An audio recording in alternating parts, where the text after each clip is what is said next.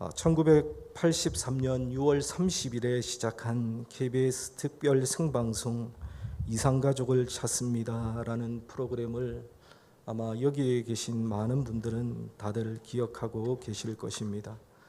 한국 전쟁으로 인해서 수백만 명의 가족이 남과 북으로 갈라졌고 서로 생사를 알 수 없는 채로 수십 년의 시간을 보냈고 이로 인해서 이 나라에는 수많은 이산가족들이 생겨나게 되었습니다.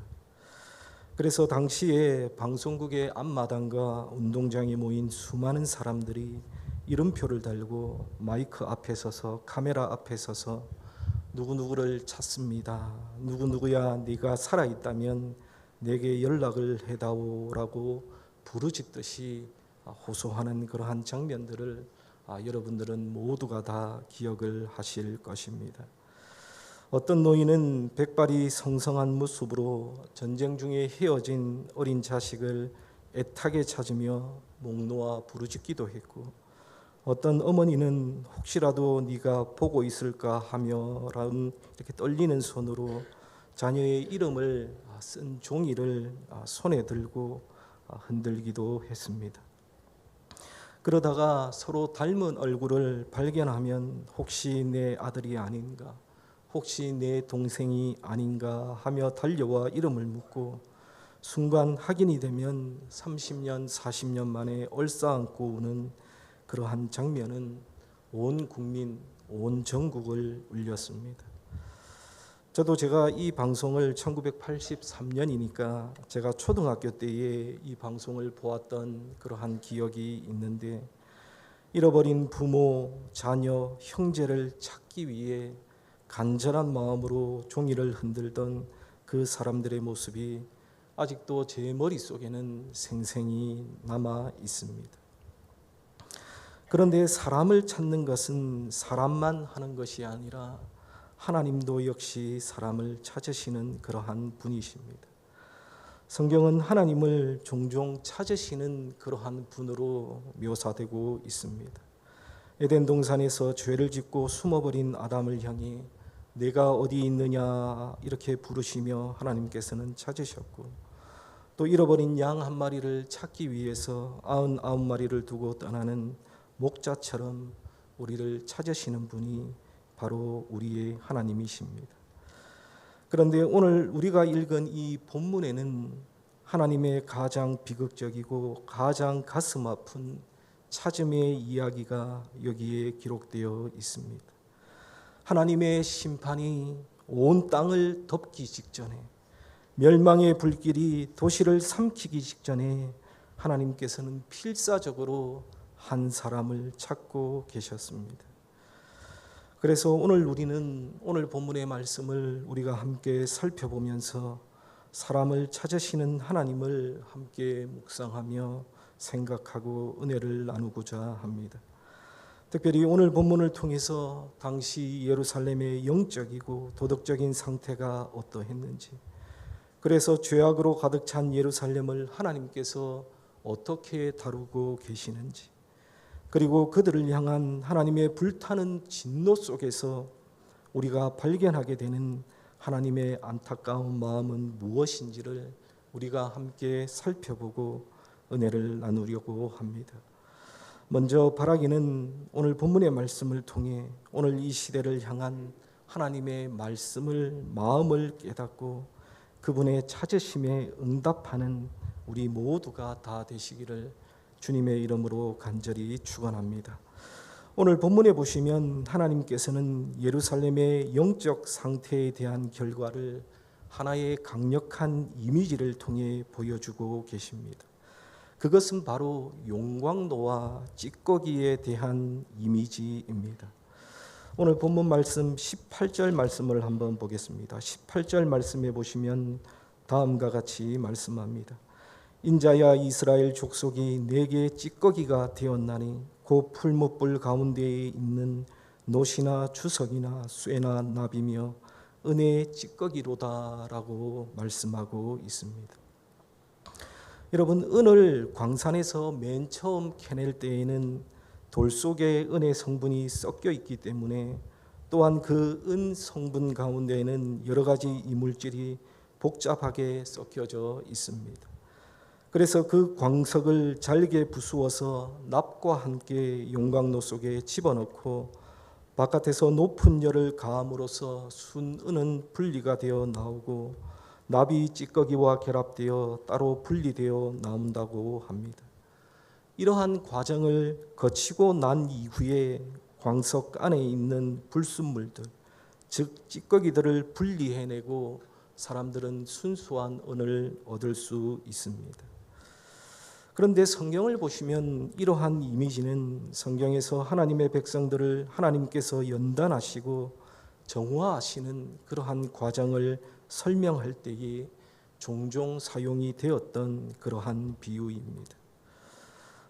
이사야 1장 25절에서 하나님께서는 내가 또 내 손을 내게 돌려 내 찌꺼기를 잿물로 씻듯이 녹여 청결하게 하며 내 혼합물을 다 제하여 버리고 라고 말씀하시면서 이스라엘 백성들에게 정화의 소망을 주셨습니다. 그런데 오늘 본문을 살펴보시면 오늘 본문에 나오는 이 분위기는 사실 완전히 다릅니다. 하나님께서 이스라엘을 그리고 예루살렘을 진단해 보시니 그들은 약간의 찌꺼기가 섞인 은이 절대로 아니었습니다. 그들 자체가 그냥 완전한 찌꺼기 덩어리였습니다. 순수한 은은 찾아볼 수 없고 처음부터 끝까지 녹여도 아무것도 건질 것이 없는 완전히 쓸모없는 고철 덩어리가 되어버렸다는 하나님의 끔찍한 선언이 바로 18절의 말씀입니다. 실제로 에스겔과 같은 시대에 활동했던 예레미야 선지자도 동일한 진단을 내린 것을 볼 수 있습니다. 예레미야 6장 29절과 30절에 보시면 풀무불을 맹렬히 불면 그 불에 납이 살라져서 단련하는 자의 일이 헛되게 되느니라. 이와 같이 악한 자가 제거되지 아니하나니 사람들이 그들을 내버린 은이라 부르게 될 것은 여호와께서 그들을 버렸음이라 라고 말씀하고 있습니다. 그래서 19절에 보시면 하나님께서는 이 찌꺼기 덩어리와 같은 이스라엘 족속을 예루살렘이라는 거대한 용광로 안에 모아 넣으시겠다고 말씀하고 계십니다. 그리고 20절과 21절에서는 하나님의 모든 분노와 격분을 쏟아부어서 그들을 완전히 녹여버리시겠다라고 말씀하고 계십니다. 여러분, 이것은 순은을 얻기 위한 죄련의 과정이 아니라 더 이상 가치가 없다고 판명된 폐기물을 소각 처리해버리는 그러한 용해의 과정입니다. 이 과정을 통해서 그들이 얻게 되는 것은 자신들이 하나님의 진노 아래에서 녹아내리고 있다는 사실을 그들은 철저히 깨달을 수 있을 뿐입니다. 사랑하는 여러분, 이것이 우리에게 말해주는 것이 무엇입니까? 그것은 죄를 방치했을 때의 비참한 그 결과가 어떻게 되는지를 우리에게 보여주고 있습니다. 여러분, 하나님께서는요, 우리를, 하나님의 백성들을 음과 금처럼 보배로운 존재로 창조하시고 우리를 선택하셨습니다. 그러나 우리가 회개하지 않은 죄를 계속해서 품고 세상의 불순물들과 타협하며 살아갈 때에 우리의 영혼은 점점 그 가치를 잃어버리고 찌꺼기처럼 변해가고 맙니다. 하나님의 거룩한 불이 임할 때에 어떤 사람은 연단을 통해 더욱 정금같이 나아오지만 어떤 사람은 남는 것이 없이 모두 타버리는 찌꺼기로 판명될 수 있다는 그러한 하나님의 무서운 경고입니다. 그러므로 우리가 오늘 본문을 통해 우리가 먼저 생각할 수 있는 것은, 그리고 우리가 적용해야 하는 첫 번째 사실은, 우리에게 작은 죄라도 있다면 그것을 경계하며 죄가 있다면 철저히 하나님 앞에 회개해야 한다는 사실입니다. 여러분, 우리가 하나님의 백성이지만 하나님의 백성으로 이 땅 가운데 살아가다 보면 작은 죄들이 우리의 삶에 들어올 때가 있습니다. 여러분, 반드시 들어옵니다. 하지만 그것을 회개하지 않고 내버려 둔다면 그 죄는 점점 자라나게 되고 결국은 우리의 영혼 전체를 잠식하게 되고 맙니다. 그래서 결국에는 하나님의 형상으로 지음을 받은 존귀한 존재가 하나님 보시기에 아무 쓸모없는 찌꺼기 같은 인생으로 전락하고 마는 것입니다. 사랑하는 성도 여러분, 혹시 우리 안에 이 정도 죄는 괜찮겠지라고 가볍게 여기고 방치해둔 죄의 찌꺼기는 여러분 없습니까? 오늘 하나님의 무서운 용광로 심판의 경고 앞에서 우리 자신을 한번 돌아보는 그러한 시간이 되시기를 바랍니다. 여러분, 죄는요, 모양이라도 버리고 작은 죄라도 철저히 회개함으로써 하나님 앞에서 순결함을 지켜 나아가는 하나님의 백성들, 하나님의 자녀들이 다 되시기를 주님의 이름으로 간절히 축원합니다. 그러면 어떻게 한 나라 전체가 이렇게 희망 없는 찌꺼기 덩어리가 될 수 있었을까요? 오늘 본문 25절에서 29절 말씀에 보시면 그 이유를 우리에게 아주 소상하게 정밀하게 보여주고 있습니다. 25절에서 29절의 말씀을 우리가 읽었지만 여러분 25절에서 29절의 말씀을 살펴보시면 이 말씀은 이스라엘 사회의 총체적이고 시스템적인 타락의 보고서라고 우리가 부를 수 있을 것입니다. 여러분, 그들이 왜 하나님 앞에 존귀한 존재였던 그들이 하나님 앞에 쓰레기라고 찌꺼기 덩어리라고 이렇게 책망을 받고 있습니까? 첫째는 영적 지도자들이 맹수와 같이 타락했기 때문입니다. 오늘 본문 25절과 28절에 보시면 선지자들의 타락상에 대해서 성경은 기록하고 있습니다. 여러분, 당시의 선지자들은 하나님의 말씀을 대언하여 백성의 갈 길을 밝혀야 할 영적인 등대와 같은 그러한 존재였습니다. 그러나 그들은 우는 사자가 음식물을 움킴같이 백성의 영혼을 삼켰고 그들의 재물과 보물을 빼앗았습니다. 그리고 그들은 진실을 말하는 대신에 백성들이 듣기 좋아하는 거짓 평안과 헛된 환상을 말하며 무너져가는 담에 회치를 해 주었습니다. 즉 선지자들은 하나님의 말씀을 자신의 이익을 위한 도구로 전락을 시켜버렸던 것입니다. 그리고 본문 26절의 말씀에 보시면 제사장들의 타락상에 대해서 언급하고 있습니다. 여러분, 제사장들은요, 하나님의 율법을 가르치고 거룩함을 지켜야 할 영적인 방파제였습니다. 그러나 26절 말씀에 보시면 그들은 하나님의 율법을 범하였고 성물을 더럽혔으며 거룩한 것과 속된 것을 구별하지 않았고 안식일을 지키는 일에도 눈을 감았다고 성경은 말씀하고 있습니다. 즉 그들의 기준은 하나님의 거룩함이 아니라 자신들의 편의와 이익이었던 것이었습니다. 그래서 레위기 10장 10절에서 명하신 제사장의 가장 중요한 직무, 즉 거룩하고 속된 것을 분별하며 부정하고 정한 것을 분별하게 하는 일을 제사장들은 완전히 포기한 것입니다. 둘째로 정치적인 지도자들은 이리와 같이 포악하게 행했다고 말씀합니다. 27절 말씀에 보시면 그 가운데 그 고관들은 음식물을 삼키는 일이 같아서 불의한 이익을 얻으려고 피를 흘려 영혼을 멸하거늘이라고 말씀하고 있습니다. 여러분, 백성들을 보호하고 하나님의 정의와 공의를 실현해야 할 정치적 지도자들은 약한 양떼를 노리는 굶주린 이리떼와 같았습니다. 그래서 그들은 권력을 오직 사리사욕을 채우는 수단으로만 그들이 사용했고 그 과정에서 무고한 사람들의 피를 흘리고 영혼을 파괴하는 것을 조금도 주저하지 않았습니다.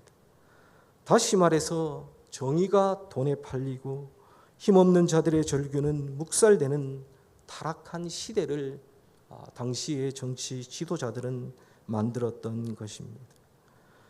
그리고 마지막 세 번째로 사회 전체가 불의를 행했기 때문입니다. 29절 말씀을 보십시오. 29절에는 이 땅의 백성은 포악하고 강탈을 일삼고 가난하고 궁핍한 자를 압제하고 나그네를 부당하게 학대하였으므로 라고 말씀하고 있습니다. 여러분, 당시의 이스라엘의 타락은요, 지도층에만 국한되지 않았습니다. 죄악은 온 사회 전체를 감염시켰습니다. 일반 백성들조차도 서로를 속이고 빼앗았으며 자신보다 약한 이웃, 특히 가난한 자와 나그네를 짓밟았다고 성경은 말씀하고 있습니다.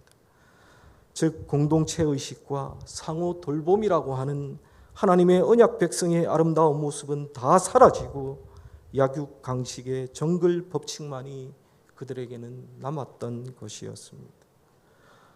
이처럼 당시의 예루살렘의 문제는 단지 한두 사람의 문제가 아니었습니다. 선지자들, 제사장들, 정치 지도자들, 백성에 이르기까지 사회의 머리부터 발끝까지 어느 한 곳도 성한 곳이 없었습니다. 즉 당시의 남유다는요, 영적인 면역 체계가 완전히 붕괴되어 버린 그러한 나라였고 그러한 사회였습니다. 아무도 브레이크를 걸어줄 사람이 없었고 아무도 경고의 목소리를 내는 그러한 사람들이 없는 나라였습니다. 모두가 함께 심판과 멸망을 향해 달려가고 있는 나라와 사회가 바로 당시의 예루살렘의 상황이었습니다. 그런데 여러분, 바로 이러한 이 절망적인 상황 속에서 우리는 성경 전체를 통틀어서 가장 비극적이고 가장 가슴 아픈 하나님의 단식을 듣게 됩니다. 오늘 본문 말씀 30절 말씀인데요. 30절 말씀을 우리 다 같이 한 목소리로 함께 읽도록 하겠습니다. 22장 30절 말씀입니다. 우리 다 함께 읽겠습니다. 이 땅을 위하여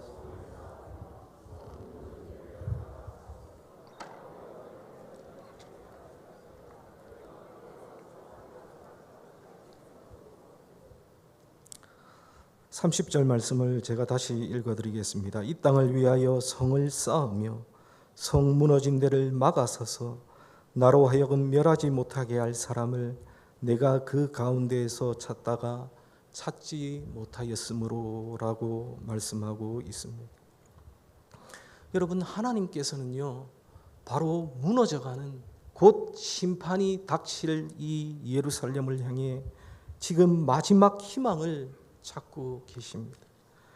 멸망의 심판을 내리기 직전에 마치 사형 집행을 앞둔 왕이 혹시라도 그 죄인을 사면할 명분을 찾듯이 하나님은 긍휼을 베풀 단 하나의 이유, 단 한 사람을 찾으셨습니다. 그 한 사람이 어떤 사람입니까? 오늘 본문에 보시면요, 두 가지 일을 할 사람입니다. 첫째는 성을 쌓는 사람입니다. 30절 상반절을 다시 보시면 이 땅을 위하여 성을 쌓으며 라고 말씀하고 있습니다. 여러분, 우리가 잘 알듯이 성벽이라고 하는 것은 외부의 적으로부터 도시를 보호하는 방어벽인데, 여기서 성벽은 이스라엘의 영적, 도덕적 방어벽을 의미하고 있습니다. 즉 죄악으로 허물어져 버린 말씀의 벽, 기도의 벽, 거룩의 벽, 사명의 벽을 다시 쌓아 올리는 그 사람을 하나님께서는 찾으신 것입니다. 둘째는 성 무너진 데를 막아서는 사람입니다. 30절 중반절에 보시면 성 무너진 데를 막아서서라고 말씀하고 있습니다. 여러분, 성벽에 무너진 데, 이곳은 쉽게 말해서 적군들이 쳐들어오는 그러한 통로입니다. 여러분, 이곳을 막아선다는 것은 임박한 하나님의 진노와 죄악된 백성 사이에 자신의 몸을 던져 서는 중보자를 의미합니다. 예를 들면 구약의 모세와 아브라함을 생각할 수 있습니다. 하나님, 저들을 멸하시려거든 차라리 저의 이름을 생명책에서 지워주십시오라고 외쳤던 모세처럼, 의인 10명만 있어도 하나님 용서해 주시겠습니까? 라고 끈질기게 하나님 앞에 매달렸던 아브라함처럼 백성의 죄를 자기의 죄로 여기고 하나님의 긍휼을 구하며 필사적으로 기도하는 그러한 사람입니다. 그런데 하나님께서는 바로 그 한 사람, 무너진 성벽을 보수하고 뚫린 틈을 자기 몸으로 막아서서 기도할 그 한 사람을 찾고 계신 것입니다. 그러나 여러분, 하나님의 애타는 이 찾음 앞에 그 결과는 무엇이었습니까? 30절을 보시면 찾다가 찾지 못하였으므로 라고 말씀하고 있습니다. 여러분, 이보다 더 절망적인 그러한 선언이 어디에 있습니까? 하나님은 자신의 분노로 멸망받아 마땅할 이 성읍을 막아줄 한 사람을 정말로 찾고 싶으셨습니다. 아무리 찾고 찾아보았지만 단 한 명도 없었습니다. 그래서 31절에서 하나님은 내가 내 분노를 그들 위에 쏟으며 내 진노의 불로 멸하여 그들 행위대로 그들 머리에 보응하였느니라 라고 말씀하고 계십니다. 결국 하나님의 심판은 하나님도 어쩔 수 없는 그러한 선택이었음을 우리에게 가르쳐주고 있습니다.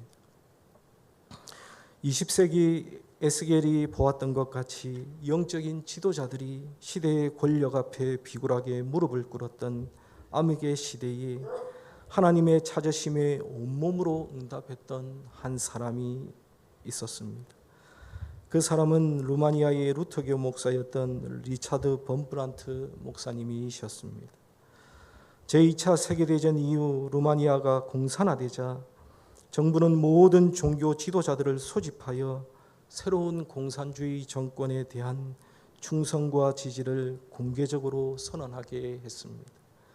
수천 명의 목사와 신부, 랍비들이 모인 그 자리에서 지도자들은 한 명씩 일어나서 공산주의가 얼마나 기독교와 잘 어울리는지, 스탈린이 얼마나 위대한 인물인지를 칭송하기 시작했습니다. 에스겔 시대의 거짓 선지자들처럼 진리를 버리고 권력에 아부하며 교회에 무너진 다음에 회치를 하고 있었습니다. 그때에 범브란트 목사님의 아내였던 사비나가 남편에게 다음과 같이 말했습니다. 리차드, 일어나서 그리스도의 얼굴에 묻은 수치를 씻어주세요라고 말을 했다고 합니다. 범브란트 목사님은 그 자리에서 일어나는 것이 곧 자신의 죽음인 것과 14년의 감옥살이를 의미함을 알았지만 그는 거기에서 침묵할 수 없었습니다. 그는 수천 명의 변절한 종교 지도자들과 공산당원 앞에서 담대하게 외쳤습니다.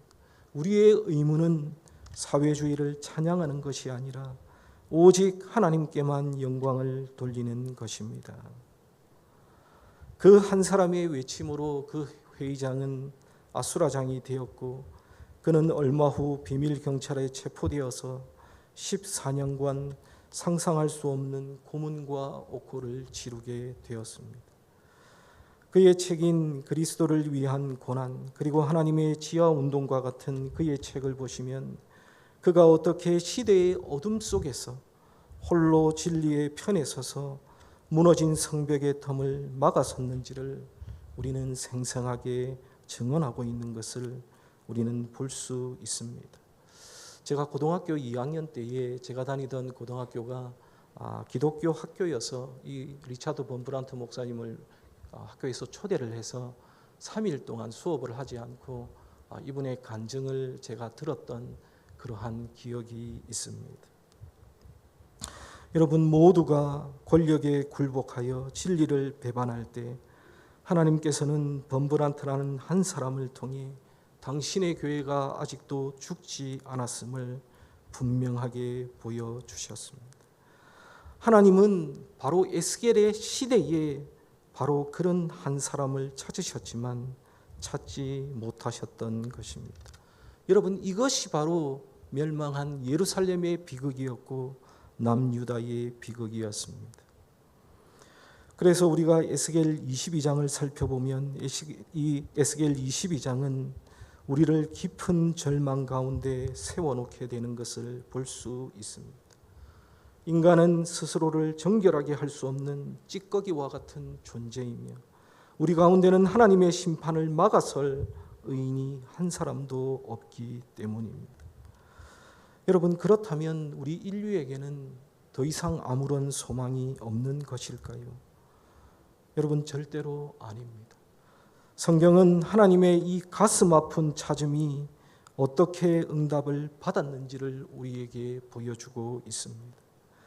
하나님께서는 이 땅에서 한 사람을 찾으시다가 찾지 못하시자 마침내 하늘로부터 한 사람을 이 땅 가운데 보내셨습니다. 여러분, 그분이 누구입니까? 그분이 바로 예수 그리스도이십니다. 여러분, 예수님이야말로 하나님께서 찾으시던 완전한 한 사람이십니다. 예수님은 죄악으로 무너진 세상에서 유일하게 허물어지지 않은 거룩한 성벽이셨습니다. 예수님은 하나님과 우리 사이에 있는 죄악의 틈, 그 무너진 성벽 한가운데 자신의 몸을 던져 막아서신 유일한 중보자이십니다. 그리고 예수님은 십자가 위에서 우리가 받아야 할 하나님의 모든 진노의 불, 그 용광로의 심판을 온몸으로 받아내신 그러한 분이십니다. 하나님의 아들이 십자가 위에서 나의 하나님 어찌하여 나를 버리셨나이까 라고 절규하셨을 때에 인류의 모든 죄악에 대한 하나님의 공의로운 분노가 바로 이 한 분에게 쏟아 부어졌습니다. 그 한 분이, 그 한 사람이 심판을 받으심으로 말미암아 그를 믿는 모든 자가 심판을 면하게 되는 길이 열리게 되었던 것입니다. 하나님께서는 한 사람을 찾으셨고 예수 그리스도는 그 하나님의 부르심에 온전히 응답하시고 순종하셨고 우리는 예수 그리스도를 통해 구원을 받게 되었습니다. 사랑하는 여러분, 이제 공은 우리에게로 넘어왔습니다. 우리는 예수 그리스도라는 한 사람 덕분에 구원받은 존귀한 사람이 되었습니다. 그렇다면 우리의 역할은 무엇일까요? 여러분, 우리의 그 역할은 무엇입니까? 이제 우리가 이 시대 속에서 하나님께서 찾으시는 예수님께서 친히 모범을 보이셨던 그 한 사람으로 살아가는 것밖에는 없습니다. 예수님께서 우리와 하나님 사이의 틈을 막으셨듯이 이제 우리는 교회와 세상의 틈, 그리고 이웃과 하나님 사이의 틈에 서서 기도하고 섬기는 자로 우리는 부름을 받았습니다. 그러므로 우리는 다음과 같은 두 가지 일들을 여러분 절대로 게을리해서는 안 될 것입니다. 첫째로 우리는 이 시대를 위한 중보 기도의 성벽을 쌓아야 합니다. 우리 가정, 우리 교회, 이 나라와 민족의 무너진 곳을 바라보며 애통하는 마음으로 우리는 기도해야 합니다. 하나님, 이 땅을 고쳐주십시오. 하나님, 이 민족을 불쌍히 여겨 주십시오라고 기도하는 자가 되어야 합니다. 여러분, 이러한 우리의 기도가 바로 무너진 성벽을 막아서는 영적인 행위입니다. 여러분, 제가 조금 있다가 광고하겠지만 이번 주 금요일에 교회를 위해 기도하는 중보 기도의 시간이 있습니다. 여러분, 한 달에 한 번씩 우리가 교회를 위해 기도하는 시간입니다. 단순히 나와서 내 개인적인 기도 제목 아뢰고 하나님 앞에 응답받고 할렐루야, 여러분 그런 시간이 아니라 우리 안에 무너진 성벽들, 그리고 우리 교회 안에 있는 무너진 성벽들, 이 나라와 이 민족에 벌어진 성벽의 그 틈을 메우는 기도의 시간입니다. 여러분, 이 기도의 시간에 나와보신 분들은 아시겠지만요, 중고등학생들, 청년들, 은퇴하신 분들, 여러분 그런 분들이 매달 나오셔가지고 계속해서 기도하고 계십니다. 여러분, 이 시간 좀 쉬고 싶죠. 금요일이니까 피곤하고 지치고 힘든 시간인데, 여러분 이 시간에 나와서 기도하는 그 한 사람을 하나님께서 찾으신다는 여러분 그것을 기억하시고, 여러분 이번 달 우리 다 함께 기도하는 금요 기도의 시간에 하나님 앞에 나와서 중보 기도의 성벽을 쌓는 그러한 귀한 시간이 되기를 바랍니다. 둘째로, 우리는 거룩한 삶으로 세상의 틈을 막아서야 합니다. 여러분, 이 세상은 모두가 불의와 타협을 하고 음란과 탐욕을 따라 살아가는 그러한 시대입니다. 모두가 불의와 타협을 하고 음란과 탐욕을 따라 살아갈 때에 나는 하나님의 사람으로서 그렇게 살 수 없다고 선언하며 하나님 앞에서 세상 속에서 거룩한 삶을 살아내는 것, 여러분 이것이 바로 성벽을 쌓는 것입니다. 우리 예수님처럼, 리차드 범브란트 목사님처럼 고립되고 외로울 수도 있습니다. 때로는 아프고 고통스러울 수도 있습니다. 그러나 그 한 사람의 거룩한 삶을 통해서 하나님께서는 여전히 세상 속에서 일하신다는 그러한 사실을 여러분 기억하시기를 바랍니다. 말씀을 맺겠습니다. 하나님께서는 오늘 이 시간 바로 이 자리에서 지금도 여전히 한 사람을 찾고 계십니다. 찌꺼기처럼 세상에 휩쓸려 살아갈 사람이 아니라 예수 그리스도의 보혈로 정결하게 되어서 무너진 세상을 위해 기도하며 거룩한 삶으로 그 틈을 막아낼 한 사람을 지금도 찾으십니다. 하나님의 그 애타는 찾으심 앞에 오늘 여러분들은 어떻게 응답하시겠습니까? 하나님, 제가 연약하고 부족하지만 제가 여기 있습니다. 나를 사용하여 주시옵소서. 이 시대에 무너진 성벽을 막아서는 그 한 사람이 내가 되게 해 주시옵소서라고 기도하는 마음으로 소원하는 그러한 사람들이 되어야 할 것입니다. 이렇게 우리의 삶을 들여 고백하며 나아가는 우리 모두가 다 되시기를 우리를 위해 한 사람으로 이 땅 가운데 오신 우리 주 예수 그리스도의 이름으로 간절히 축원합니다. 이 시간 다 함께 기도하겠습니다. 참 좋으신 아버지 하나님, 하나님의 사랑과